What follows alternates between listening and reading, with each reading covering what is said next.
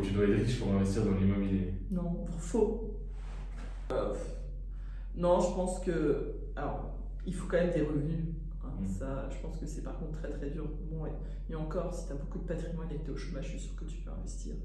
Mais où tu as du cash qui traîne quelque part, où tu as un salaire. Mais voilà, il faut des revenus. Ok. Vrai ou faux? Ton premier investissement doit absolument être rentable dès le premier mois. Idéalement vrai. Dès le premier mois, ça dépend si tu as des phases travaux, tu pourras jamais être rentable dès le premier mois. Mais en tout cas, quand tu débutes, je pense que c'est important de faire un investissement rentable. Les travaux coûtent toujours plus cher que prévu. Vrai. Le réseau compte plus que le capital en immobilier. Faux. Là, il faut toujours du cash pour faire les Ah, affaires. le capital, ouais. C'est quand même là, bien Ouais, là. ouais. Plus t'as d'argent, plus c'est facile, hein. On va pas se leurrer. La peur de se planter est le signe qu'on n'est pas fait pour investir. Faux, parce que je pense que c'est hyper sain d'avoir la peur de se planter. Maintenant, il ne faut pas que cette peur, elle soit paralysante. Moi, j'ai vachement peur de me planter. Hein. Mon premier... j'ai tout acheté avec mon mari, sauf que mon mari, il regarde rien de ce que j'achète.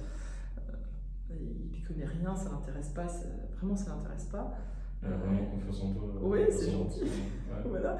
Mais sur le coup, je me dis, une de mes peurs, c'est de me dire, faut que je lui montre que ça marche, tu vois. Mais pour moi, c'est pas paralysant, donc ça va. Ok.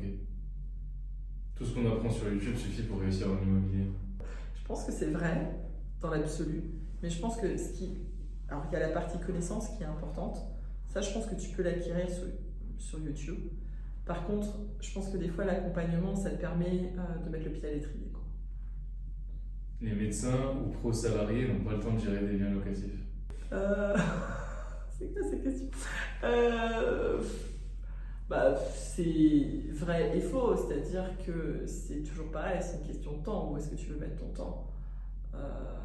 C'est sûr que voilà, j'ai pas d'autres hobbies à l'heure actuelle que mes investissements immobiliers, vu mes 40 heures semaine, le fait que je suis frontalière, les transports et les enfants à gérer, la famille. C'est sûr qu'à un moment, les journées, elles sont pas extensibles. Maintenant, voilà, moi, c'est pas bien, je fais pas de sport. J'ai pas. Tu peux pas tout faire. Mais je peux pas tout faire, j'y arrive pas. Donc. Et moi, en ce moment, je sais très bien que mon objectif, il est sur mes investissements parce que je suis dans ce mood de me dire, moi, à 50 ans, j'arrête, j'ai tant d'années, je veux tant de patrimoine, donc j'ai des objectifs élevés et pour y arriver, il n'y a pas le choix, il faut faire. Hein. Oui, c'est clair. Le co-living, c'est juste de la coloc plus cher. Vrai ou faux? Je pense que c'est faux. Parce que le co-living, en tout cas, à part si. Alors après, ça dépend ce qu'on appelle co-living, mais moi, c'est vraiment salle de bain individuelle. Et je pense qu'une des choses les plus pénibles, et moi, j'ai été colocataire, je l'ai vécu de l'intérieur, c'est de partager ta salle de bain. Ça, c'est l'énorme différence. Et quand en fait, là, c'est presque comme dans. C'est presque à l'hôtel, en final. Sauf que bon, tu ne fais pas le ménage, mais. Si, parce qu'il y aura une femme de ménage. Ouais, mais pas dans tout. Et tu peux prendre, je pense que je proposais pour qu'ils les prennent dans les parties privatives, mais c'est plus un sentiment, c'est un peu ça, c'est un sentiment plus d'hôtel, de co-living, pour ça. La liberté financière, c'est juste une question d'argent. Vrai ou faux? Faux, totalement faux. Parce que moi, je connais des gens qui ont plein d'argent et qui ne l'envisagent pas. Je pense que c'est une question de ce qu'on souhaite dans la vie. Et j'ai eu la discussion il n'y a pas longtemps avec une dame qui va dire mais c'est horrible, après on fait plus rien. Moi je vois pas du tout la liberté financière comme le fait qu'on fasse plus rien. Non, c'est qu'enfin on peut faire exactement que ce qu'on veut. Je suis tout à fait d'accord. Voilà. Au moins tu peux mettre ton temps là où tu veux. Et le dernier, vrai ou faux, dans l'immobilier, il faut avoir un grain de folie pour réussir. Je sais pas, c'est dur ça. Est-ce qu'il faut être un peu tête brûlée forcément pour réussir? Je pense. En fait. Je pense que tout dépend où tu places le curseur de la réussite. Je pense qu'il faut un grain de folie pour vraiment être très ambitieux et avoir des gros objectifs. Par contre, si tu veux juste faire un petit investissement pour te protéger de la retraite plus tard, non, ça ne nécessitera pas un grain de folie. Ok. Bonjour à tous et bienvenue dans ce nouveau podcast sur la chaîne YouTube Les Frontaliers Investisseurs. Aujourd'hui, j'ai accueilli Anne-Lorraine qui va nous parler de son aventure dans l'immobilier locatif parce que Tu as fait pas mal de projets impressionnants et donc je suis super content de te recevoir. C'est gentil, merci. Merci d'avoir accepté l'invitation. Avec plaisir. Ravi d'être parmi vous. Donc pour le début du podcast, ce que j'aime bien, c'est poser une petite question pour briser un peu la glace. Ce qui est, quelle est ta plus grosse galère en immobilier, que tu as eu en immobilier? Et tu t'es dit, le jour où tu t'es dit vraiment, qu'est-ce que je fais, pourquoi je fais de l'immobilier quoi. Ouais, alors en fait, c'est pas ma plus grosse galère, mais c'est celle qui m'a. C'est mon premier impayé. Mon premier impayé, là, c'est mon premier vrai stress où je me suis dit merde, parce qu'à l'époque, j'avais qu'un bien en plus, donc c'était compliqué. Là, ça m'a fait un peu peur, et puis au final, je pense que justement, en arrivant à gérer ça, et que ça me mette pas trop dans la difficulté, sur le coup, ça m'a donné un petit peu justement du courage pour faire des trucs un peu plus costauds. Ok, et du coup, comment tu l'as géré ce premier impayé?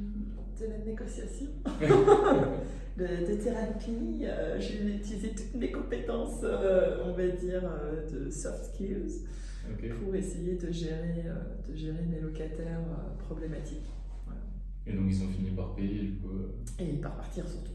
Par partir, ok. Ouais, moi j'avais peur parce qu'il m'avait dit non mais de toute façon, parce qu'en fait j'ai vendu, c'est un bien que je vendais, que j'avais mis en vente, c'est mon ancienne résidence principale, et il m'avait dit non mais nous on partira pas. C'est-à-dire, voilà, on ne quittera pas les lieux au bout du préavis. Ouais, dur. Ça commençait à stresser un peu là. Ouais, surtout qu'en plus, je commençais ils avaient jusqu'au 31 octobre pour partir. Donc la veille de la trêve hivernale, donc ils décident de rester une journée de plus, je l'avais dans les. Ouais, c'est fini. Voilà, donc ça a été de longues discussions, voilà. Et t'avais une assurance loyer impayé? Non, j'avais rien, c'était mon tout premier. Que dalle, je connaissais rien, je m'étais pas du tout formée, c'était avant, en fait c'était ma maison principale, mon mari à l'époque travaillait toujours au Luxembourg, moi je travaillais en France, je suis prise au Luxembourg très rapidement, on décide de déménager là-bas, on se retrouve avec cette maison qu'on venait d'acheter, donc on l'a mise en location sans réfléchir, il y a eu zéro réflexion sur, ouais, total, aucune formation, j'avais trouvé un modèle de bail sur internet et c'est tout quoi, c'était. Ok. Ouais. Et c'était une maison du coup, tu l'as divisée avant de. Ah non, rien, c'était ma maison principale, c'était vraiment ma maison, j'ai déménagé, donc je savais qu'on déménageait au Luxembourg, je crois qu'on déménageait le premier, enfin on y était. Ah, t'es partie habiter au Luxembourg? Ouais, j'ai habité au Luxembourg 1 an. Et donc, il fallait que quand je parte, la maison soit louée, donc j'ai rien fait. Hein. Ok, ouais, t'as mis une famille à l'intérieur. Voilà, exactement. Ok, ça marche. De toute façon, c'était dans un petit village, je pense pas qu'on aurait pu faire autre chose, mais ouais. Ok, et après, si tu t'es quand même dit, finalement, l'immobilier, c'est quand même une solution pour avoir des revenus alternatifs. Beaucoup plus tard. Tu t'es dit, continue. Beaucoup plus tard. Ça, en fait, après, j'ai eu ma dernière fille. Et pendant les premiers mois avec elle, où j'étais en congé parental, j'ai commencé à écouter des podcasts.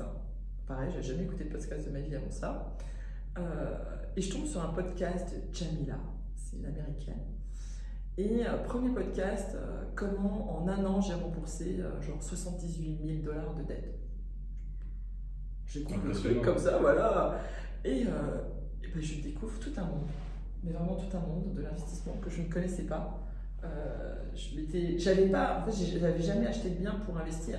Je l'avais mis en location juste parce que je savais pas quoi faire de la maison parce qu'on déménageait. Mais je ne l'avais jamais acheté en me disant que je la louerais. Oui, donc c'était plus pour. C'était ma résidence principale. Donc là, il fallait couvrir parce qu'en plus, les loyers au Luxembourg sont ultra chers. Donc je pouvais pas me permettre de perdre comme ça la maison, enfin de payer à vie de la maison. Mais en écoutant ce podcast, à l'époque, je savais même pas qu'il y en avait en français, quoi. C'était il n'y a pas si longtemps, c'était 2023. Donc non, 2022, pardon, 2022. Il y a 3 ans, quoi. Et ouais, et j'écoute, et un podcast, j'ai beaucoup écouté avant de comprendre qu'il y avait aussi d'autres personnes qui parlaient de ça. Je suis tombée dessus totalement par hasard. Et c'est comme ça qu'un jour, je m'assois avec mon mari, on regarde nos finances, je suis là, attends, c'est pas possible, on n'a que des dettes. Alors, c'était pas des dettes. Une mauvaise dette plus ou... on avait encore le prêt étudiant de mon mari, tu vois. J'avais ma 3e fille, j'étais en congé parental, donc j'avais quand même une perte de salaire par rapport à mes revenus habituels. On avait très peu d'épargne de côté. On venait de racheter une maison en France, on avait réaménagé, mais juste à la frontière. Toute notre épargne était partie dans l'acquisition de la maison. Et donc sur le coup, on était vraiment à sec. Hein. Je pense qu'on avait c'est consommateur de cash. 1000 ou 2000 euros d'épargne de côté, même pas. Oui, on avait 3 crédits perso de dette, tu vois. À la consommation. L'un c'était pour une voiture, l'autre c'était c'est la consommation, mais nécessaire. C'est une mauvaise dette, quoi. Tu vois, mais des fois c'est vrai qu'on c'était aussi un prêt un peu borderline qui nous avait permis aussi de mettre de l'apport, tu vois, il y avait plusieurs choses. Et sur le coup, je me suis réveillée ce jour-là. Voilà, grâce à ce podcast et grâce à Jamila qui ne sait pas que j'existe, mais merci à elle. Donc oui, au début, tu as commencé résidence principale, pas mal de dettes, tu t'es dit, allez, déclic, pour corriger ça, quoi. Exactement, donc là j'ai d'abord remis toutes nos finances sur table. On a très vite, heureusement, ce qui nous a toujours sauvés avec mon mari, c'est qu'on a un lifestyle, comme les gens disent, de pauvres. Hein. On dépense pas trop, on vit en dessous de nos moyens depuis toujours. Donc sur le coup, on remet à plat un peu les finances. La guerre en Ukraine venait de commencer, je crois. Donc, avec l'explosion des prix des matériaux. Non, alors c'était pas ça, c'était qu'est-ce qu'il y a eu en 2022, c'est la guerre en Ukraine. Oui, c'est ça. Février 2022. Ah, donc je dis pas de. Voilà. Non, c'est plus, donc c'est ça. Non, nous, ce qui s'est passé, c'est que mon mari est anglais, il avait un taux variable sur son prêt étudiant. Et en fait, c'était un peu chiant parce que chaque mois, il devait envoyer de l'argent sur un compte spécial en pound, tu vois, en livres sterling, pour rembourser le truc. Et chaque mois, c'est comme le prix, comme ça variait tout le temps, on n'était jamais bon. Ouais, ça fluctue en fonction de l'Euribor. C'était terrible, donc à chaque fois, il vous manque 10, 3, voilà. Et puis ça augmentait beaucoup. Et là, je dis, non, attends, Chris, on peut pas continuer comme ça. Donc on a remboursé cette dette qu'on a pu rembourser. Et après, de là, j'ai dit, bon, maintenant, il faut qu'on réfléchisse à ce qu'on fait. Je me suis formée, j'ai pris une formation. Je me suis formée à l'immobilier et puis je suis partie là-dedans. Ok, good. Et du coup, tu as eu le déclic avant de mettre ta RP en location ou c'était après avoir non, c'était après. C'était après. Ouais, la location. Donc, tu avais quand même sauté le pas, sauté dans le grand bain et mis ton bien en location, quoi. Ouais, mais c'était, tu vois, comme disent les Anglais, out of necessity. C'est parce que j'avais pas le choix, il fallait que. Je pouvais pas. Tu voulais vraiment garder la maison, quoi. Pas du tout, mais c'est juste qu'on venait de l'acheter, ça faisait 1 an qu'on l'avait. Donc pour la vendre, c'était compliqué. Tu rentrais pas dans et le surtout, c'est pas la vendre, et puis même sans ça, comme j'étais pas sur place, je changeais de métier, j'ai eu un enfant, je suis tombée enceinte 3 mois après, tu sais, j'avais pas l'espace mental pour me focaliser là-dessus, quoi. Donc pour moi, le plus simple, c'était je mets en location et c'est réglé, tu vois. Ok. C'était pas comme ça dans la vraie vie, mais c'était ce que je m'étais dit. Bon, on t'apprend sur le tard. Voilà. Et puis finalement, je l'ai vendue 1 an plus tard, cette maison. Ok, avec une plus-value? Non. Mais en fait, là, j'ai joué, il fallait que je m'en débarrasse. Déjà, il fallait que mes locataires sortent. J'ai pas fait de plus-value, j'ai même fait un peu de moins-value, mais en fait, oui et non, parce que j'y ai très peu habité dans cette maison. Finalement, eux, ils m'ont toujours payé ça a toujours couvert mon crédit. Donc, sur le coup, j'ai pas perdu d'argent dans l'histoire. Ok. Tu vois, puisque. Oui, je suis sorti de ça, j'avais plus de 10 000 euros sur mon compte, tu vois. Ouais, donc petite. Mais par rapport au prix d'achat, prix de vente, voilà. Okay, c'est joué à quoi. Ouais, voilà, parce que j'avais fait des travaux, bon bref. Oui, on peut considérer que l'argent que j'avais mis en travaux, voilà, donc je me suis retrouvée opération neutre. Ok, ouais, bon, au moins c'est bien, ça te libère de la capacité d'emprunt. C'est ça, j'avais besoin pour partir sur un vrai projet, ou cette fois-ci qui a été pensé comme un projet d'investissement. Où là, c'était autre chose. C'est pour ça que je l'ai très vite vendu. Et pareil, comme si je l'ai vendu au pire moment, puisqu'il y avait la guerre en Ukraine, non, mais c'était très compliqué. Il y avait une remontada des taux, donc c'était très compliqué à ce moment-là. C'était tout début 2023 que je l'ai vendu. Et sur le coup, je ne l'ai pas mis cher pour justement qu'elle puisse partir vite. Ouais, je l'ai vendu vite. Je l'ai vendu en 1 semaine, donc j'ai vendu très très vite. Ok. Mais tant pis, je savais que voilà, c'était pas une affaire pour moi, mais au moins je me débarrassais du truc et je pouvais avancer sur un prochain projet plus intéressant. Et donc, ouais, tu mets ta RP en location, tu as ton petit problème à payer, tu trouves une solution, Ouais. tu revends ta RP, Ouais. et ensuite, qu'est-ce qui te dit c'est quand tu as eu le déclic, tu dis allez, je passe à Mais je plus te dis, gros. j'ai eu le déclic quand vraiment j'ai écouté ce podcast où je me suis dit, ouais, il faut qu'on investisse parce que quand même, moi j'étais en chirurgien cardiaque, je venais de refaire ma reconversion professionnelle vers la médecine du travail. Donc quand même, on s'imagine bien payé, mais je n'étais pas du tout bien payé en France, mais bon, bref, ça c'est un autre problème. Mais j'avais rien, en fait j'avais rien de côté, j'avais rien. J'avais juste ma nouvelle maison que je Bon salaire, mais pas d'épargne quoi. Voilà, j'avais rien, et puis rien, j'avais pas d'assurance vie, je savais pas ce que c'était qu'un PEA, j'avais jamais entendu parler d'un CTO, je m'étais absolument jamais intéressée à ça, jamais de chez jamais. Moi en plus, j'ai quand même depuis très longtemps ma mère à charge, donc en fait j'ai un autre appartement que je paye dans lequel elle vit, mais elle vit à titre gratuit.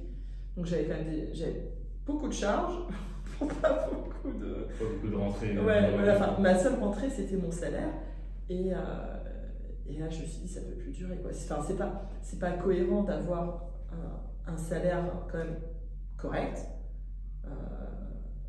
et de pas avoir à côté d'épargne, tu vois, de pas avoir d'investissement. C'était ouais, okay. C'est là que cette incohérence m'a été, tu vois, je l'ai vu quoi en fait.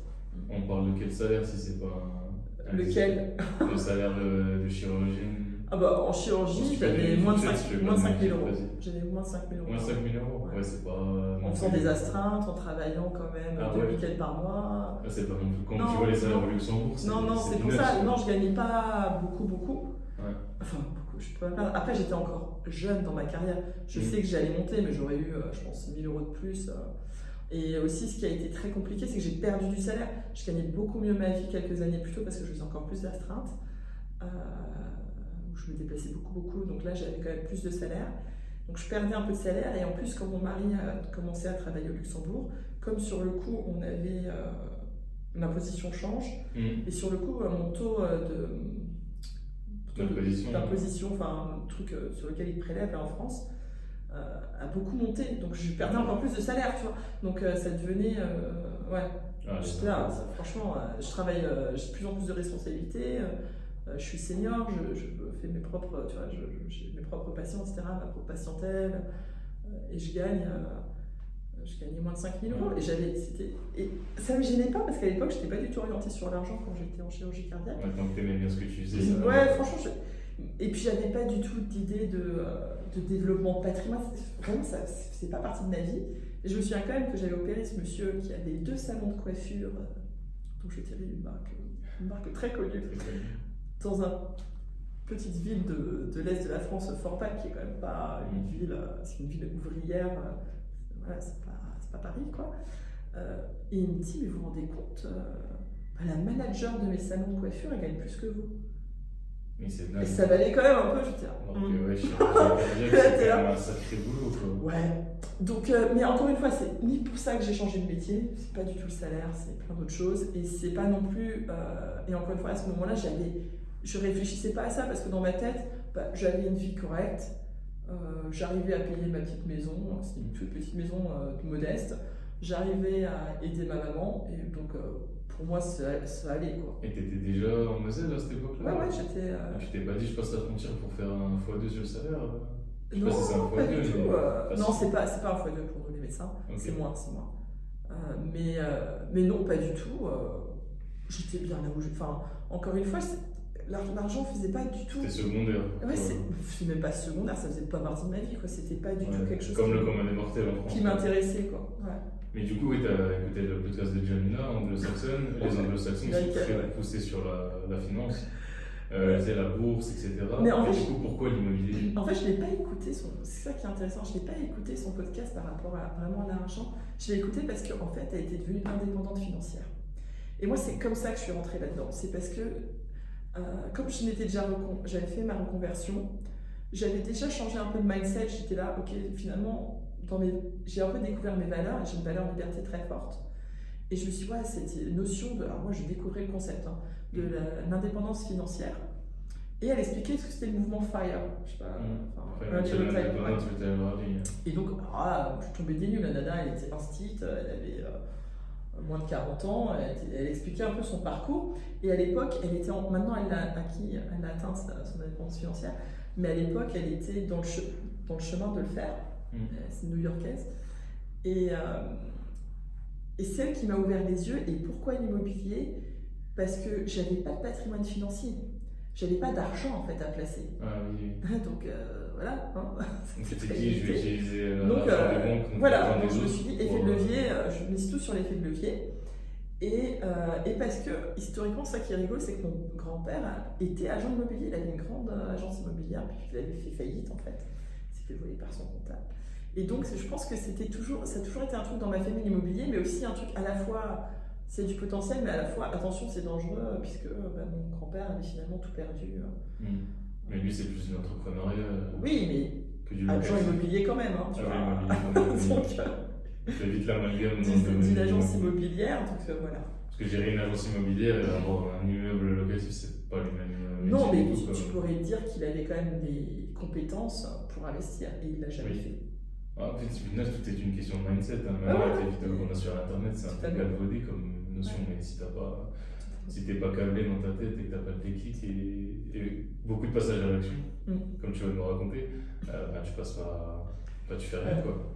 Puis je pense aussi, je suis totalement d'accord avec toi, mais dans mon cas aussi à moi, je pense que quelque part, changer de métier, ça m'a un peu libéré du temps. Enfin, je sais pas tellement de temps que ça, mais en tout cas dans ma tête, ça m'a libéré du temps.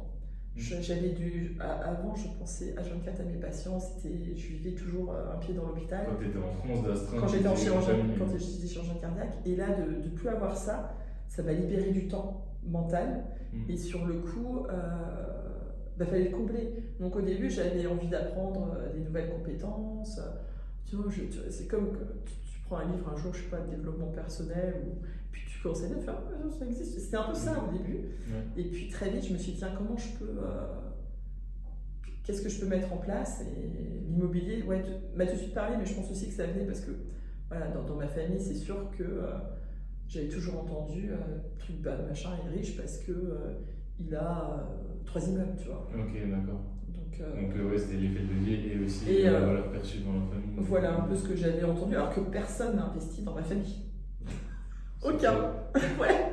Et du coup, voilà, maintenant tu dis l'immobilier c'est la solution. Qu'est-ce que tu as fait ensuite pour. Je me suis formée. Coaching ou... Ouais, alors soi-disant coaching, moi je dois avouer que j'étais très très peu coachée. Je crois que je l'ai eu une fois au téléphone.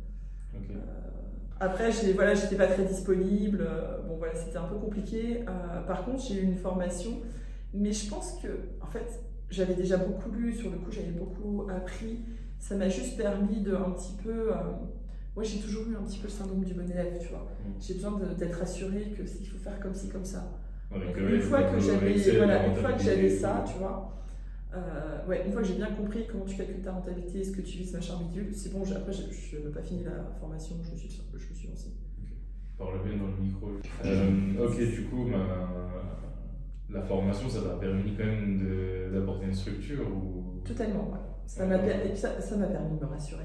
Okay. Et en fait, quand j'ai pris cette formation, je l'ai prise parce qu'un de leurs arguments de vente, c'était de dire on a des partenaires bancaires. Tu vois, un réseau privilégié, donc j'aurais un financement parce qu'à l'époque j'avais été voir ma courtière avec qui j'avais acheté ma maison qui m'a dit non, tu pourras pas réemprunter. Mais c'est toujours comme ça, alors qu'au final quand tu vas voir plusieurs banques souvent une solution.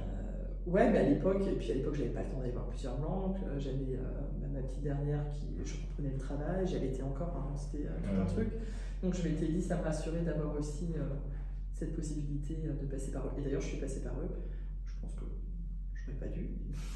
C'est ce que j'ai fait par payantise. Quand t'as le prêt, c'est essentiel. Ouais, j'ai eu un taux extrêmement fort. Ok. Et du coup, c'est quoi ton premier projet immobilier? Donc, mon premier vrai projet immobilier, c'est pas mon premier achat, c'est un immeuble de rapport de 6 lots, dont un local commercial. Je voulais un petit immeuble en fait. Mais vu mon budget, j'avais un petit budget. J'étais partie avec un budget aux alentours de 250 000 €. Sachant que moi je vis à la frontière luxembourgeoise, donc tu trouves rien à ce prix-là. Ouais, c'est clair. Donc je me suis éloignée et je suis allée dans la rase campagne, dans le 54, mais quand même à 20 minutes de la frontière, pas trop loin non plus. Et j'ai trouvé un immeuble qui avait été, je pense que ça faisait au moins 1 an et demi qu'il était en vente. Tu l'as trouvé sur le Bon Coin? Ouais, j'ai trouvé sur le Bon Coin, je suis allée le voir, l'agent immobilier il avait l'air un peu blasé. Il était désespéré parce que ça partait pas. Ouais, je pense. Ouais, et j'ai fait une négo d'enfer. Ouais. C'était affiché 250 000? Non, c'était affiché 370 000. Ah ouais, t'as baissé de 120 000. Et je l'ai eu à 240 000. Bon, bah, félicitations, sacrée négociation. Ouais. Et du coup, qu'est-ce qu'il avait l'immeuble pour pas partir comme ça au bout d'un moment? La localisation, je pense déjà, bon, détaché dans un village de 1000 personnes, un immeuble, voilà, c'est peut-être pas forcément. Il fait vieillot. D'ailleurs, j'ai pas fait de travaux parce qu'à l'époque, je pouvais pas avoir de. Enfin, via cet interlocuteur bancaire, je pouvais pas avoir de travaux. Ok. Il était entièrement loué, donc franchement, je sais pas. Je pense que. 5 lots et le local commercial. Ouais, en fait, Ok. je pense que ce qui m'a. J'ai eu de la chance, c'est-à-dire que je suis arrivée au bon moment. Elle en avait voulu beaucoup trop. Elle l'avait d'abord mis initialement à plus de 500 000 euros. Ah ouais. En se disant, je vais vendre à un luxembourgeois, bon, ça n'a pas marché. Elle a baissé le prix, Entre-temps, elle était partie vivre dans une autre région, mais vraiment loin, en France. Donc, elle voulait vendre vite. Et moi, j'ai profité du moment, parce que c'est le moment où il y avait voilà, tout qui explosait, qui était extrêmement cher, extrêmement élevé. Donc, j'ai dit, déjà, vous n'avez pas d'autres acheteurs que moi. Et puis, avec tout ce qui se passe, donc j'ai proposé hyper bas, en me disant, ça passera jamais. Il me faut une contre-offre à 260 000. Et là, j'ai eu peur. Je me suis dit, Tu vas vraiment l'acheter quoi? ouais, je me suis dit, c'est quand même. Mon mari, il appelle le taudis, quoi. Voilà, parce que c'est pas un endroit où on aimerait vivre. C'est pas pour autant que, voilà, que c'est indécent, insalubre, tu vois, pas du tout. Mais c'est pas. Voilà, on a vécu dans des très grandes villes. C'est pas trop notre. Oui, c'est pas un endroit où on village de aime Milan, vivre, t'es voilà. pas trop habitué. On n'est pas trop là-dedans. Mais sur le coup, et là je suis à l'eau clos, je fais bah non. En fait, j'accepte pas la contre-offre. Ah oui, alors que C'est mon dernier prix. ça a baissé de 110 000 quand même. Non plus, ça, je l'ai fait baisser de 130 000. Ah ouais, pour arriver à 260, mais J'ai dit pas t'étais pas 260, non, j'ai dit non, ce sera 240 ou rien. Ils m'ont dit ok. directement, ils m'ont dit oui. Pas directement, mais genre 2 jours plus tard. Ah, bah, J'ai tenu bon, et après je me suis dit, je peux lui demander 220 000. oui, c'est clair, c'est ce qu'on se dit toujours. Je suis un peu On poussé veut toujours toujours. plus. Mais bon, Mais c'est après, une franchement, négociation. ouais, mais j'ai eu beaucoup de mauvaises surprises. Donc je suis bien contente de l'avoir acheté bas parce que même si j'ai des. En fait, c'est très rentable, mais alors c'est compliqué à gérer. Si tu m'en parleras. Ouais, c'est vrai que tu sais jamais ce qui va t'arriver, surtout dans un immeuble. Il peut y avoir les murs, le sol, la toiture, alors que le prix d'achat, si tu le fais baisser, c'est du sûr quoi. Ouais, moi c'est les locataires qui m'ont posé problème aussi. Ah ok, c'est pas la structure, donc c'est pas une question de le taudis, les travaux à refaire, etc. Non, c'est locataire très compliqué. Très compliqué. Une très mauvaise gestion locative par l'agence qui l'avait en gestion locative. Je pense qu'on avait strictement rien à faire de cet immeuble, donc il y a n'importe qui dedans. T'as repris la même gestion que Non. Non. La première chose que j'ai faite, c'est en fait, à la base, je me suis dit, ouais, pourquoi pas. Et ils m'ont proposé, je crois, 10%, enfin, c'était hyper cher. Je me suis dit, ouais, ben non, en fait, je vais faire mes armes. 10% c'est cher. Et j'ai tellement bien fait. Voilà. Mais ça a été, même encore aujourd'hui, c'est compliqué. Raconte-nous le début de l'aventure. L'aventure. On va pas vous dégoûter du podcast, c'est pas de vous dégoûter. Attention, ça commence, on avait confirmé chez le notaire que bien sûr tout le monde payait, machin. Oui, c'est toujours ça. J'arrive à l'acte authentique et on m'annonce on vient d'avoir un préavis. Bon, ça peut arriver, une personne qui décide de partir, mais bon, juste ce jour où t'achètes quoi. C'est souvent le cas, moi à chaque fois j'écoute beaucoup de podcasts sur l'immobilier, et à chaque fois dès qu'ils achètent un immeuble, ils ont 3 départs. Ah ouais, non, moi j'ai un préavis, d'accord, c'était le gars qui m'avait dit qu'il n'aimait pas vivre là-bas parce que l'été il y avait des tracteurs. Voilà, c'était pas la campagne, donc t'y inscris pas. Mais ok, certes. Et puis je vais retirer, donc je signe, là, machin. Il n'y avait personne, il n'y avait que moi et mon mari. Les vendeurs sont pas venus. L'agent immobilier n'est pas venu. Il n'y avait personne. Bon, déjà, c'est pas. Voilà. Ouais, c'est pas terrible. Donc, personne pour me remettre les clés. Personne.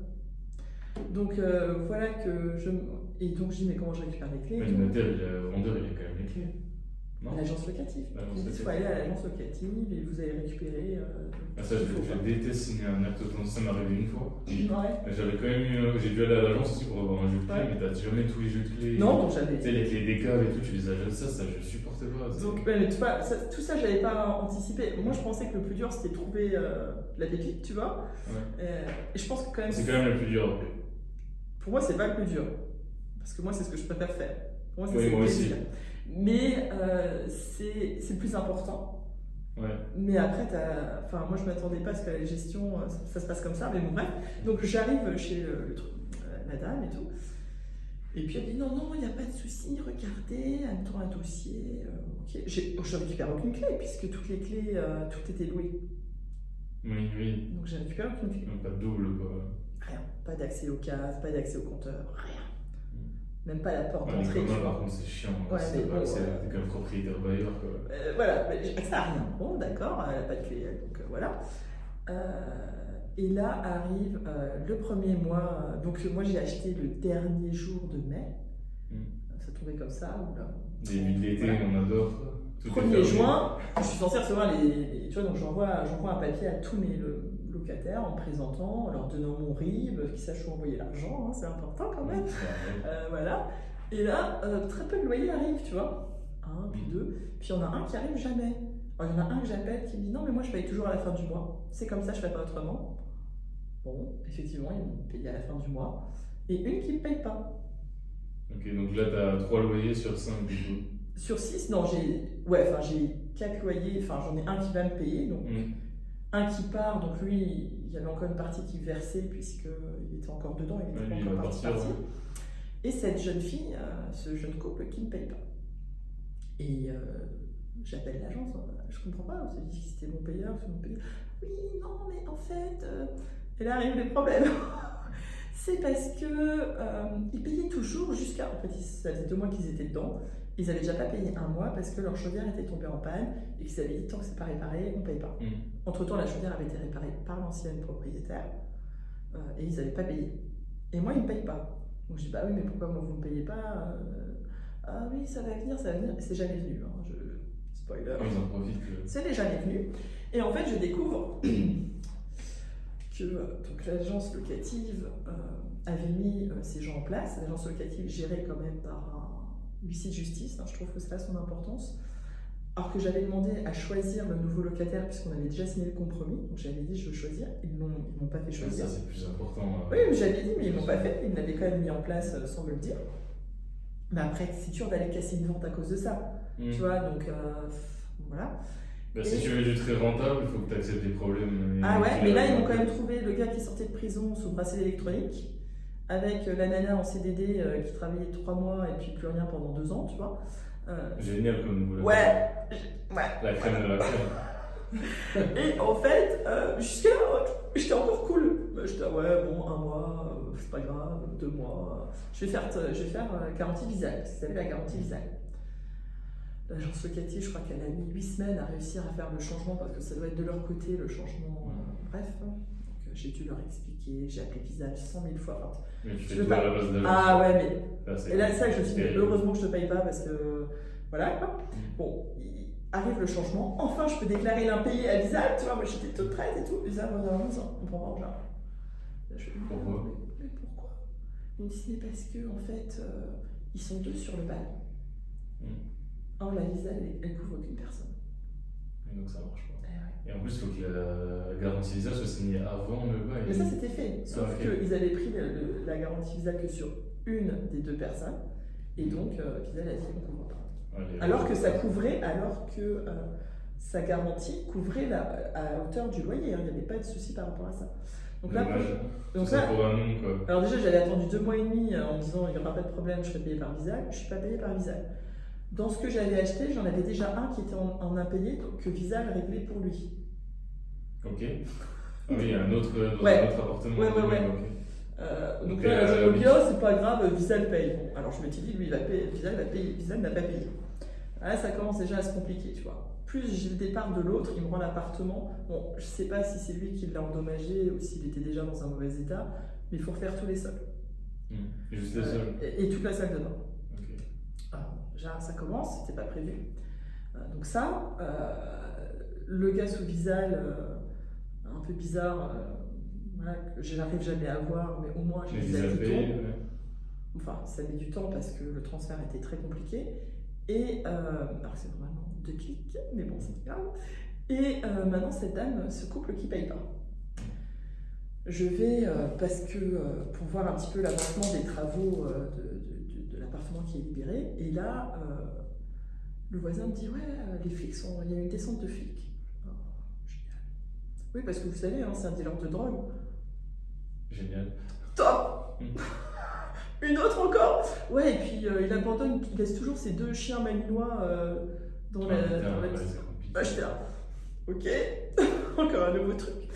Et il me dit, ouais, ça se passe pas bien, ils font beaucoup de bruit, on a des problèmes avec eux. Je dis, bah, écoutez, très bien. Je les ai jamais vus, je ne l'ai jamais vu. Le monsieur, je ne l'ai jamais vu. Jamais réussi à le voir, il m'a jamais ouvert la porte. Voilà. Il paye pas, je ne sais pas à quoi il ressemble, c'est compliqué. Je dis, bon, comment on va faire pour gérer ça? Je commence à prendre un peu des conseils juridiques, machin bidule. Et puis, je commence les travaux dans l'appartement du dessus. Et le chantier, ça se passe pas bien, sa femme a un accident, j'ai du retard, machin, comme d'habitude. Ouais, toutes les Voilà. emmerdes s'entassent. Et là arrive le deuxième truc, la police m'appelle, la gendarmerie. Oui, bonjour madame, votre locataire un tel, toujours le même, où est-ce qu'il est? Comment ça, où est-ce qu'il est? J'en sais rien. Dans son logement? Non, il a quitté son logement. Ah bon? Bah, je sais pas. Quitté définitivement. Ah, il me dit, il n'est pas visiblement, il aurait quitté son logement. Je me regarde auprès des voisins. Oui, il s'est. Non, je rigole, mais quelle histoire. Son dealer, manager dealer, je sais pas comment tu l'appelles, son N+1, l'a retrouvé parce qu'il n'avait pas payé, il lui a cassé la gueule. Et donc l'autre a eu peur, et donc il est parti comme ça, du jour au lendemain, dans la Meuse, visiblement. Il est parti dans la nature. Donc j'essaye de les contacter par sa copine, machin, qui me dit oui, effectivement, on est parti, mais on est encore dans le logement. Je dis non, mais attendez les gars, vous partez, vous n'êtes plus dans le logement, super, vous avez laissé vos chiens, vous venez rechercher les chiens, vous quittez le logement, vous me rendez les clés, et j'efface votre dette. Mais t'as pas chaud, de toute façon. Alors, ils ont dû récupérer les chiens, ils n'ont pas voulu me rendre les clés, ça a pris du temps. Au final, on arrive à septembre, où là, je commence vraiment à leur mettre un peu plus la pression en disant écoutez, sinon, je passe par le fichier de justice. Et à un moment, tu vois, déjà, tu n'y es même pas, à quoi ça sert, quoi.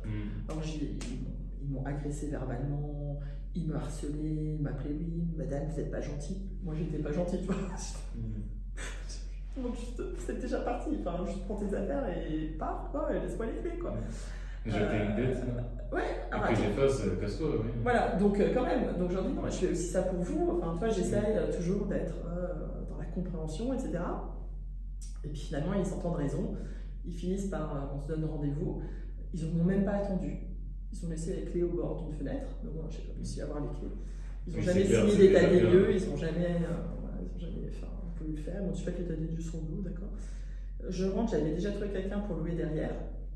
Je rentre dans le truc, défoncé. Dégueu, ça sent la pisse. Faut le refaire ou ils m'ont laissé des canapés défoncés, mais tu sais, au couteau, où tu fouilles dans les assises pour chercher la drogue, enfin vraiment comme dans les films, des déchets partout. C'est dégueu. Ouais, cata, quoi. Encore des frais en plus. Le gars me regarde, il fait je vais peut-être pas quand même habiter là. Ouais, ça. Voilà. C'était quoi? C'était un jeune actif Non, c'était un petit papy.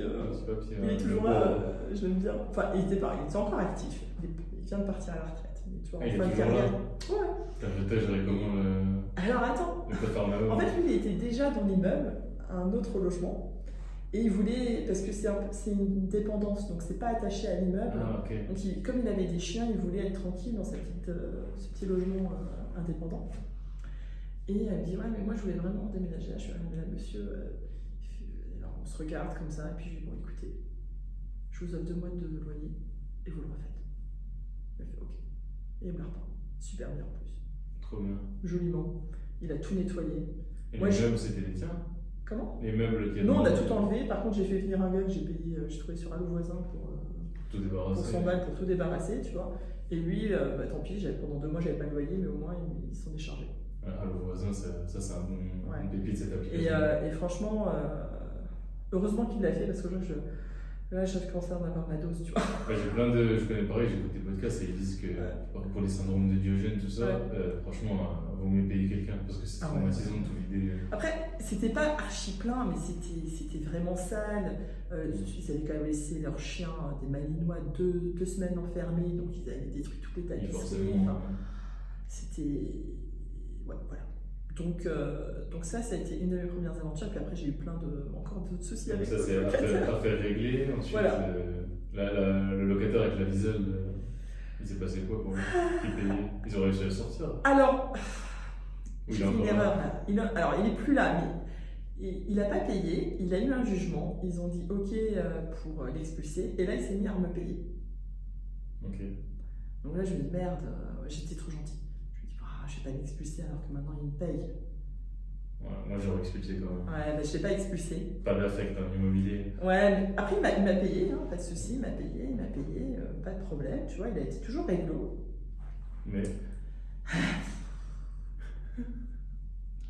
Mais jusqu'à il y a 1 mois où en fait ce qui était bien c'est qu'il me payait toujours parce qu'il avait peur d'être expulsé. Donc après, en fait, je sais qu'il a changé de métier, il s'est reconverti, il a trouvé un travail. C'était un jeune, donc je me suis dit, bon, je lui laisse une chance, tu vois, j'ai dû être sympa. Ce que j'avais pas vu, c'est que c'était un gros porc, hein, excusez-moi du terme, mais il n'y a pas d'autre mot. Et donc, en fait, un jour, j'ai un voisin qui me dit, écoutez, j'ai des gouttes là, qui viennent du plafond. Ah merde, encore un dégât des eaux, parce que je suis la pro du dégât des eaux. Donc, je sais que ça vient du gars du dessus, du fameux monsieur qui avait sa garantie visa, qui n'avait pas payé pendant longtemps. Je vais le voir, et là je rentre. Déjà, ça sent la pisse de chat, un truc de fou parce qu'il a des chats, et voilà. Et il est d'une nonchalance. C'est pas la qualité que je préfère, la nonchalance. Donc genre, tu l'embêtes tout le temps, classique, alors que je fais ça pour lui, tu vois. On regarde, je rentre dans la salle de bain. Tu risquais pas de payer quoi. Je rentre dans la salle de bain. Et là, je sais pas possible. Donc on trouve d'où vient la fuite, ça vient du chauffe-eau, charge propriétaire, pas de souci. Ouais, normal. Mais je vois la salle, je me dis non mais c'est pas possible. Tu vois, mais je comprends pas, je nettoie, j'arrive pas à nettoyer. Couverte de moisissures roses. Ah ouais, de partout. Dans la douche. Dans la douche, ouais. Dans la douche, quoi. Jamais tu mets un pied dedans, tu vois. Il me dit je nettoie, j'ai janisé, ça va repasser, c'est de la moisissure, ça revient toujours. Puis je regarde le sol et là je vois un trou dans le parquet flottant. C'est quoi? Il fait, ouais, je l'avais dit à l'ancien propriétaire, vous ne m'avez jamais parlé. Là, il y a un trou qui communique directement à ta porte. Bah, tu vois l'isolation, moi. Ah ouais. Ouais. Donc là, je fais, bon, c'est un petit trou, mais quand même. Je dis, bon, non. Alors, en plus, comme j'étais en train de faire des travaux en bas, je fais monter mon gars et je dis, là, il faut faire quelque chose. Il fait, ouais, non, mais là, tout de suite, ok, on défait, tu vois, il défait le parquet et il solidarise, bref, tout ça. Le gars, entre-temps, n'enlève rien, il laisse ses chaussettes sales, enfin, faut tout faire pour lui. Hein. Ouais. On est ses petites filles du ménage.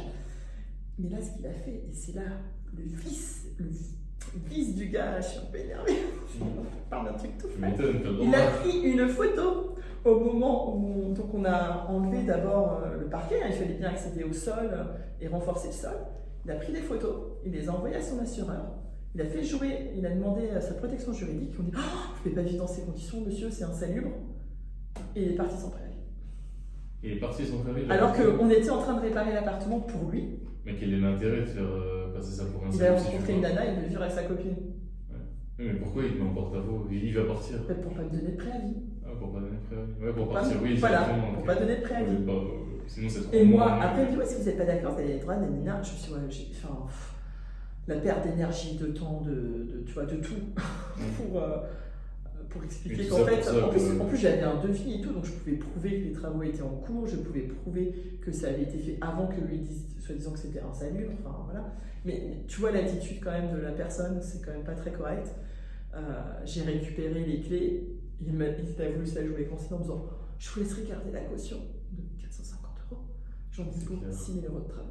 C'est clair, oui, c'est clair que ça va être remboursé. Merci. Merci. C'est la pierre de vieux, quoi. Il a tout cassé, mais tout, la porte pour rentrer dans la salle de bain, il a cassé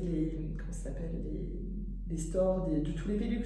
Oh, j'ai pas fait attention, je tirais trop fort. C'était pire que le dealer, l'état de la porte, ou moins pire? Je pense que franchement c'était pire parce que le dealer a un vrai bon coup de ménage, mais il fallait vraiment tout. Enfin, il a fait venir son ex-femme, ils ont tout nettoyé, récuré, il a vraiment récuré longtemps.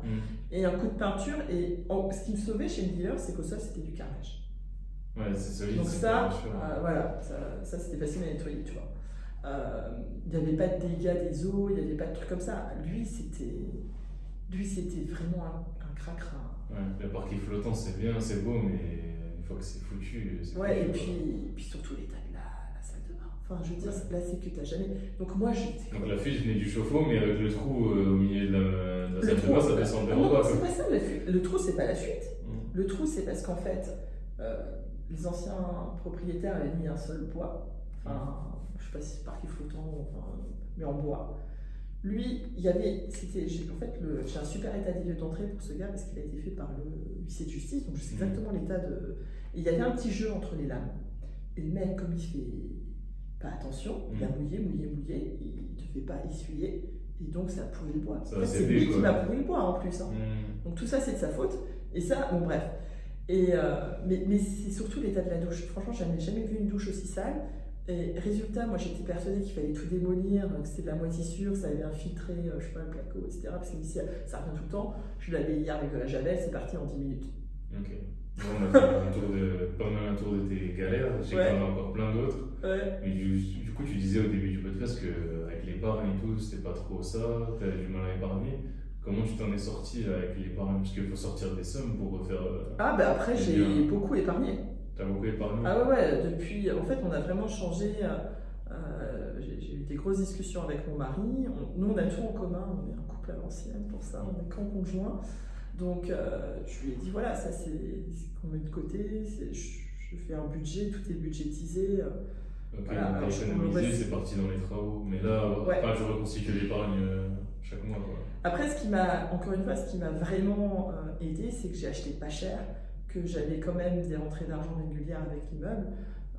Moi, si tout est loué et que j'ai pas de travaux, en cash flow net, je fais quand même 1 700 €. Ouais, c'est par énorme. mois. Sur donc, un projet, combien, tout compris? 240 000. 240 000. Enfin, en plus les frais de notaire, donc 262 000, je crois. 260 000, ouais, c'est énorme. Ouais. J'ai jamais entendu une rentabilité de pareil, c'est pour ça que je voulais le recevoir aussi.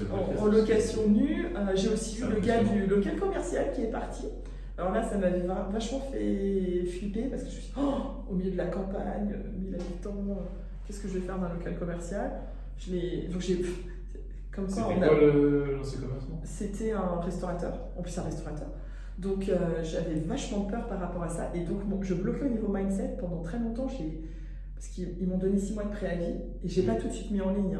Il a fallu les 2 derniers mois pour que finalement je me dise il faut que je le mette en ligne sur le bon point. Parce que j'avais trop peur, en fait, d'être confrontée au fait que je trouverais personne. Tu vois.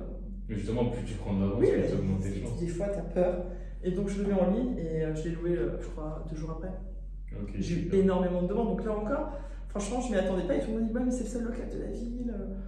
Et maintenant, c'est une boulangerie, je suis super contente. En plus, j'ai eu beaucoup de mal avec mon ancien. Ils ont été aussi très problématiques, ces locataires-là.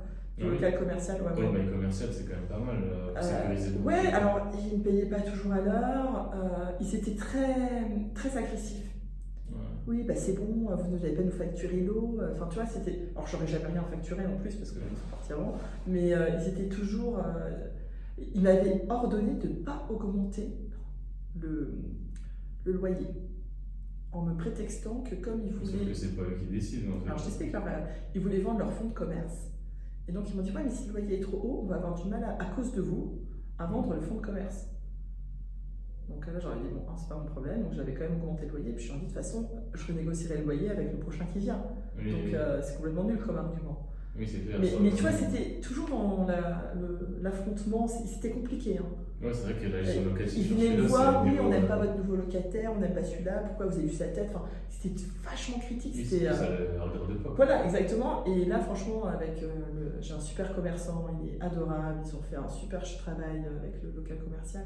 Et pour te dire, les anciens, ils sont quand même partis avec tout le câblage électrique du local. Quoi? Ouais. Non, mais c'est vraiment de la science-fiction ton numéro. Ouais, bah là, celui du. Le petit X, bip, celui du haut là qui payait pas avec sa bisale, il m'avait embêté tout un hiver, genre en octobre-novembre l'année dernière, en me disant oui, j'ai un radiateur qui fonctionne pas. Il est électricien de métier quand même. J'ai un radiateur qui fonctionne pas, il faut me le changer. Il m'appelait, je vous assure, je le prends. Alors, parce que moi j'habite aussi à la campagne, très proche du Luxembourg, mais loin de n'importe quoi. Il faut la voiture. Donc je suis allée chercher son truc, je lui ai déposé. Aujourd'hui, maintenant que j'ai récupéré le logement, le truc est toujours pas monté. Et quand je lui ai dit, je croyais que vous en aviez besoin. Ah ouais, vous avez dû me le donner après l'hiver. Je lui ai dit, tu rigoles, je suis venue te le donner fin novembre. Je me suis dit qu'il était nonchalant forcément. Ah ouais, j'ai oublié. Oui, mais il n'était pas nonchalant pour m'appeler pour me dire qu'il en avait besoin. Enfin, tu vois, c'est. Quand se plaindre, c'est facile. Mais tu vois, c'est plein de petits trucs comme ça. C'est plus facile de soulever la lampe qu'un radiateur. Il l'a mis devant, il a enlevé l'ancien radiateur qui ne fonctionnait pas, mais il n'a pas mis le nouveau. Je suis dit, quand même. Devant, en plus, c'est son métier, quoi. Donc c'est mais oui, il n'y avait aucune difficulté. Mais je lui avais demandé, est-ce que c'est OK, est-ce que vous êtes OK pour le faire vous-même? Il m'a dit oui, pas de souci. Il aurait dû te dire non, quoi. Et après, il a été dire aux autres voisins que j'étais quand même une méchante propriétaire parce que je n'étais pas venue changer moi-même. Non, mais tu vois, le genre de. Ouais, de toute façon, tu as des. Il faut passer outre, sinon Heureusement, j'ai quand même des locataires, certains en or, et avec qui j'ai aucune difficulté, mais c'est vrai que là, j'ai eu ma dose. Et j'ai eu ceux du premier qui, eux, sont partis en prenant le mécanisme de la chaise d'eau, un radiateur, les caches-prises. Et qui sont partis, pareil, sans me le dire, en laissant la clé. Donc d'abord, tout est de ma faute, et après, dans le mail, ils m'ont quand même dit oui, mais il a perdu son emploi, il est reparti vivre chez sa mère. Qu'est-ce que tu veux que je fasse? Mais tout ça, c'est des gens que j'ai pas choisis, et moi, tous les gens que j'ai mis moi en place, j'ai zéro problème. Okay. Donc ça rassure pour l'immeuble, parce que c'est vrai que nous, on aimerait bien investir dans un immeuble, mais la mutualisation du risque avec les locataires, ou des fois, pareil, tu as un locataire, il va monter la tête aux autres, et du coup, ils peuvent ne plus payer. C'est vrai que ça me rassure pas. C'est pour ça que, en fait, tu vois, ceux qui sont partis là du premier, j'avais déjà dit à ma mère, écoute, maman, j'en peux plus. Dès que je peux, je finis le bail. Et je vais te dire que je t'installe toi dedans, tu vois. J'avais dit à ma mère, t'es OK, t'y vas 2 mois, tu mets tes comptes là-bas, tout là-bas, entre guillemets, t'y habites, comme ça je suis dans les règles. Ça décline. Voilà, et ils partent, tu vois, parce que c'était la seule solution de louer à quelqu'un, entre guillemets, d'un membre de la SCI pour les faire partir, tu vois. Mais là, ils sont partis. Donc ils sont partis d'eux-mêmes. C'est bien quand ils partent. Mais toujours sans préavis et sans payer. Mais ils sont partis parce que je pense qu'ils savaient qu'ils ne pouvaient plus payer et que ça les mettait mal à l'aise. Et c'est pas trop compliqué de gérer tout ça avec un mari qui est étranger, qui connaît pas le fonctionnement en France, 3 enfants, le métier, le boulot à côté, parce que. Ouais, ça prend beaucoup de temps, c'est très chronophage. Après, en fait, c'est par pic. Il y a des mois, j'entends rien, tu vois, j'oublie qu'ils existent. Et là, on va dire que depuis août, ça n'arrête pas. Depuis mai, en fait, mai, ça a commencé, c'était pas de leur faute. Ça a commencé par un dégât des eaux dans l'appartement que j'avais refait par un professionnel. Le seul appartement que j'avais refait, c'est celui qui a le dégât des eaux, c'est la douche qui lâche, que j'avais changé, une cabine de douche toute neuve, installée par un professionnel. Donc là, j'ai été indemnisée comme il fallait par les assurances, mais malgré tout, il faut gérer les travaux, ça allait bousiller le plafond du gars du dessous, enfin voilà, donc expertise, contre-expertise, parce qu'il y avait tous les assureurs de tout le monde dans le truc.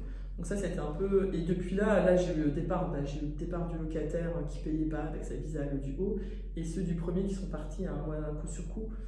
Donc, sans le dire, sans, tu vois, en faisant des gros donc là c'est lourd, là.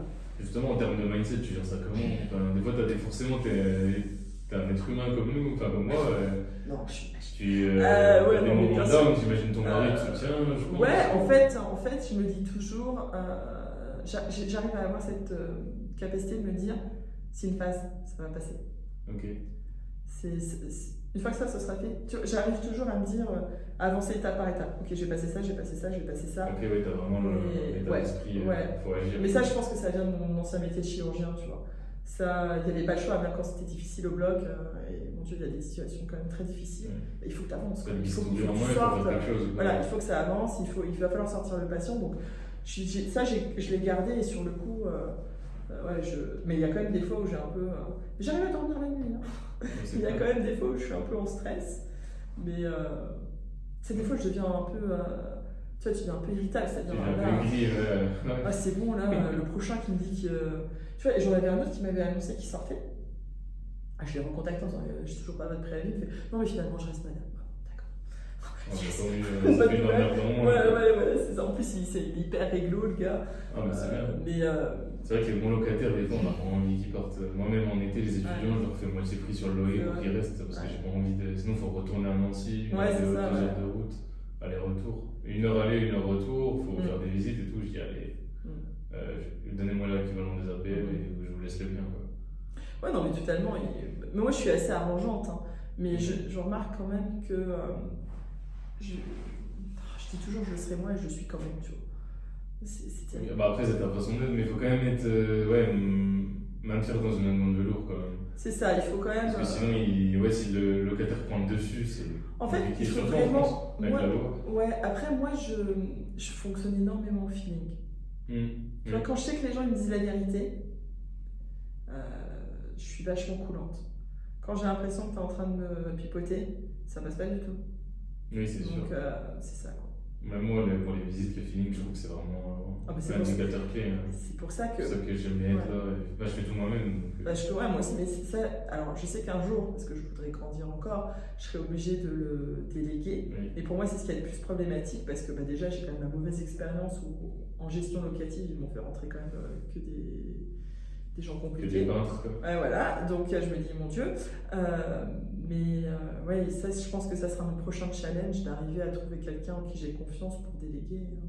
Mais du coup, c'est la même transition pour parler du réseau. Tu avais rencontré un marchand de biens sur Luxembourg, un Canadien, il me semble. Ouais, j'ai rencontré En fait, il m'a fait un devis pour un autre immeuble que j'avais visité quand j'étais en phase de recherche.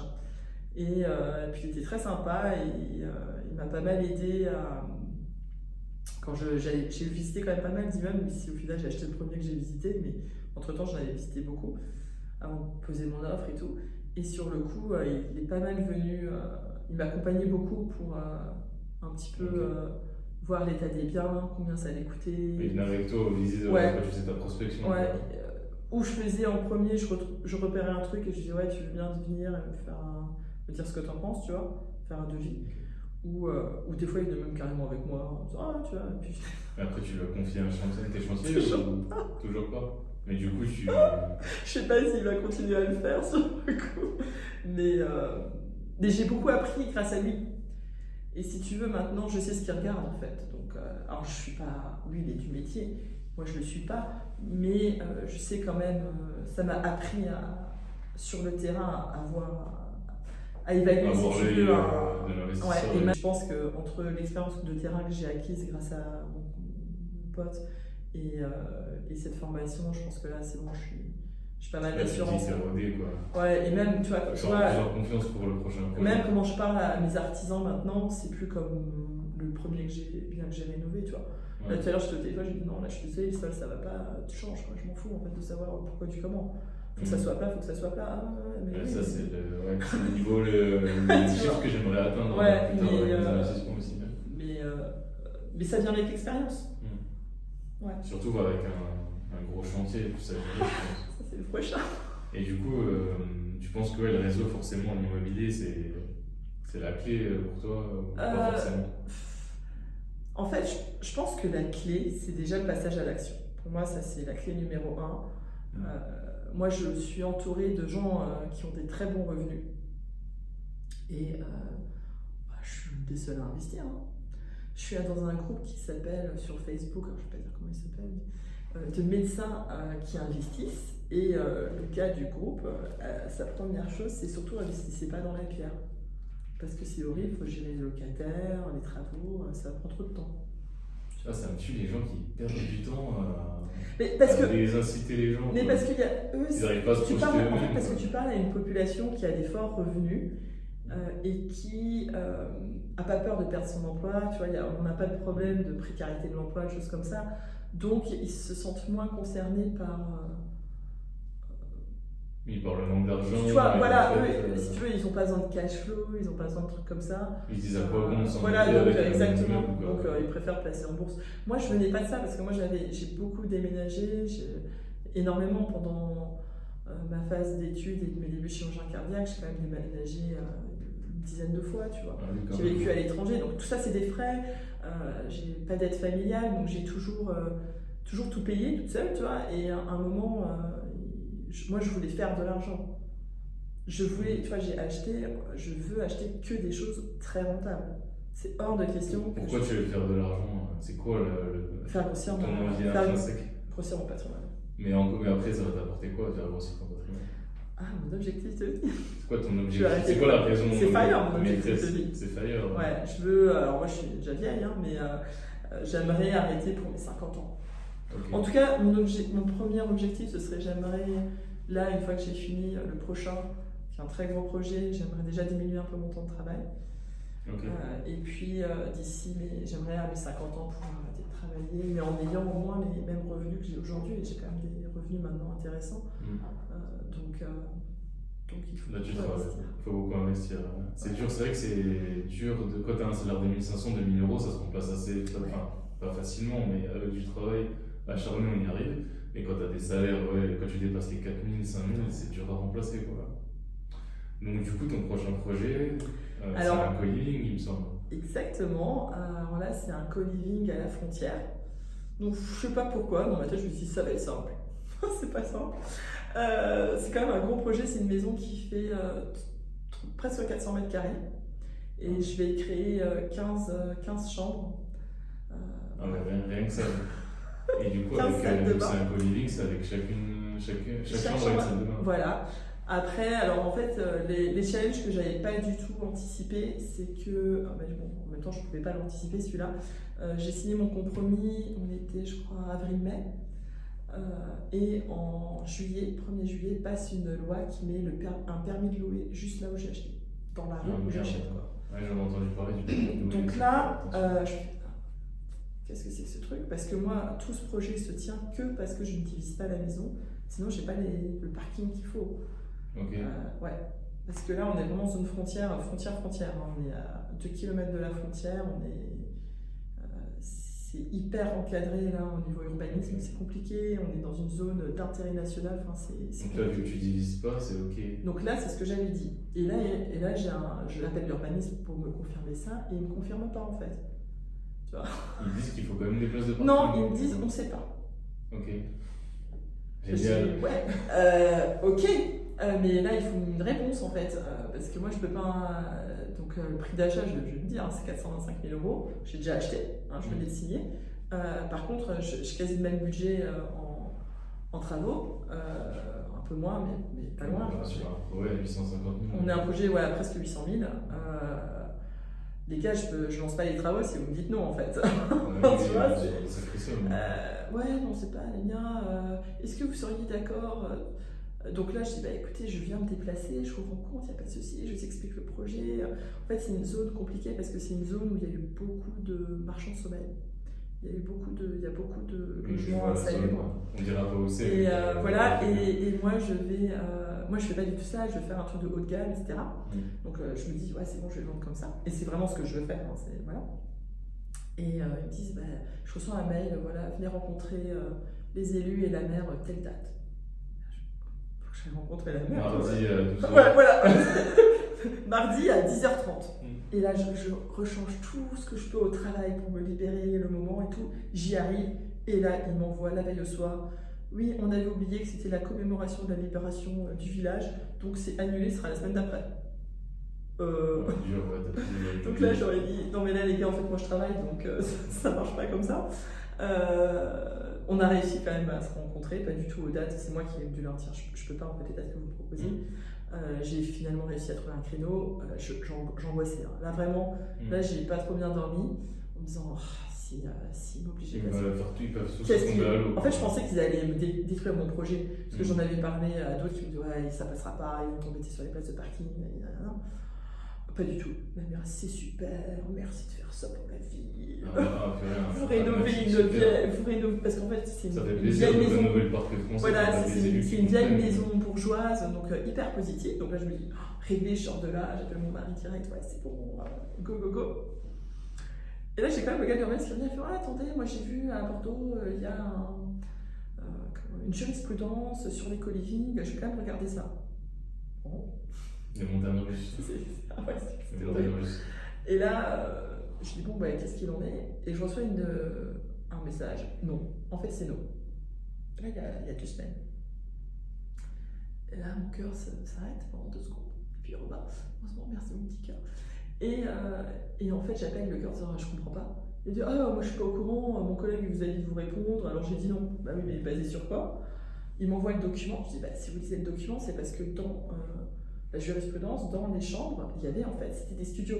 Il y avait de quoi cuisiner. Ah bon, ah d'accord, bah alors c'est bon. Mais c'est bon alors, ouais, donc la cuisine, c'est ok pour ton projet. C'est ok. Bah, alors, à la base, j'avais prévu de faire des coins cuisine, mais je les enlève tous pour justement pas être poteau. Parce qu'il y a des co-living où t'as. En donc fait, là, c'est une cuisine générale pour 15 personnes. Ouais, en fait, je vais faire une très grande cuisine et 2 coins cuisine, un coin cuisine par étage. Parce que quand même. Tu vois, 15 dans une cuisine, c'est compliqué. Non, alors pour cuisiner, ce sera quand même toujours en bas, mais au moins que tu aies un micro-ondes, un lave-vaisselle, un évier. Si tu veux aller boire un café, tu vas pas toujours descendre en bas le matin. Tu veux avoir ton lait, tes céréales. Et on fait dispatcher un peu la population de la maison. Donc au moins pour que le matin soit un petit peu plus fluide, ou que quelqu'un veut réchauffer un plat et puis se manger dans sa pièce, il peut, tu vois. Très bonne idée. Mais sur le coup, t'attends quoi comme entrée locative sur le projet? Comme cash flow, si tu veux parler un peu des chiffres. Alors, va falloir que je le revoie un peu parce que j'enlève les cuisines, donc je pense le faire payer un petit peu moins cher que ce que j'avais prévu. Mais on est sur une rentrée annuelle d'environ 100 000 euros. Ok. Donc 100 000 euros par an, sachant qu'il y a quand même beaucoup de charges. Okay. Parce que ils auront une femme de ménage qui passe faire les communs 1 à 2 fois par semaine. Je règle tout, je règle l'électricité, l'eau, l'internet très haut débit professionnel. Voilà, il y a quand même beaucoup de services. Mais je pense avoir là-dessus un cash flow sur ce projet d'environ 3 000 euros par mois. Ok, encore mieux quoi. Après, c'est pas les mêmes sommes. Voilà, c'est ça. Presque 1 million d'euros. Là. Ouais. Mais bon, ça fait quand même un beau cash flow. Ça fait un beau projet. Si j'arrive à en 2 projets, tu vas remplacer presque ton salaire. Non, pas encore. Encore un dernier.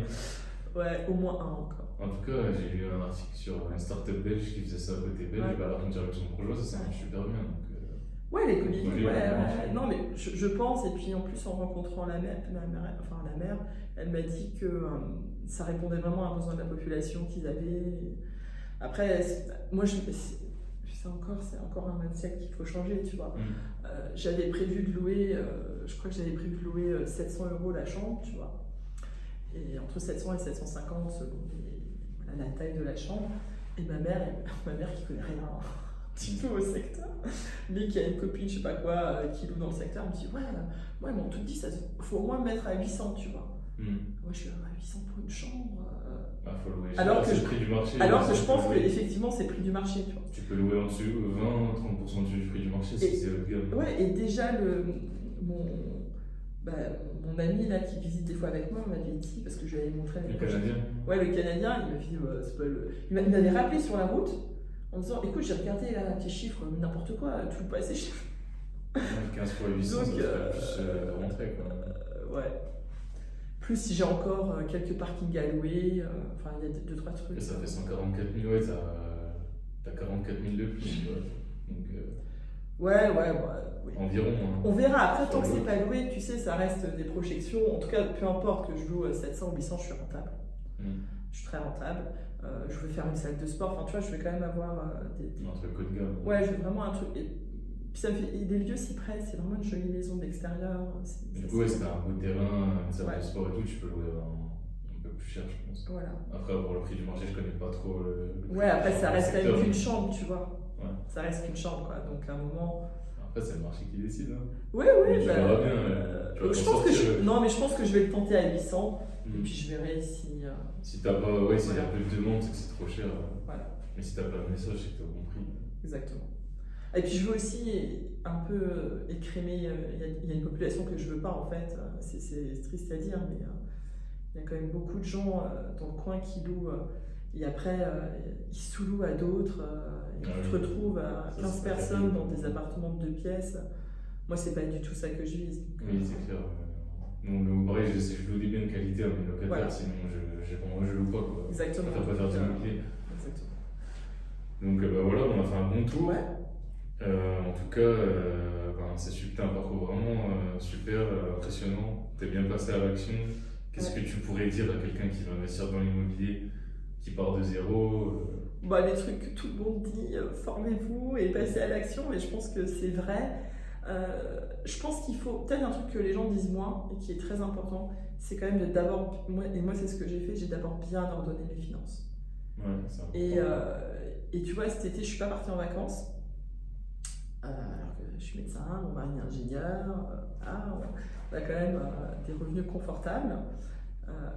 Et j'ai dit à mes filles, alors mon projet, le co-living, il va s'appeler la Bubble, et je leur dis non, tant que la Bubble n'est pas lancée, on ne sait pas ce qu'on va avoir comme souci, il faut qu'on ait un petit peu d'épargne, donc tant pis, on part pas en vacances les filles cet été. Donc oui, il faut dépendre de précautions.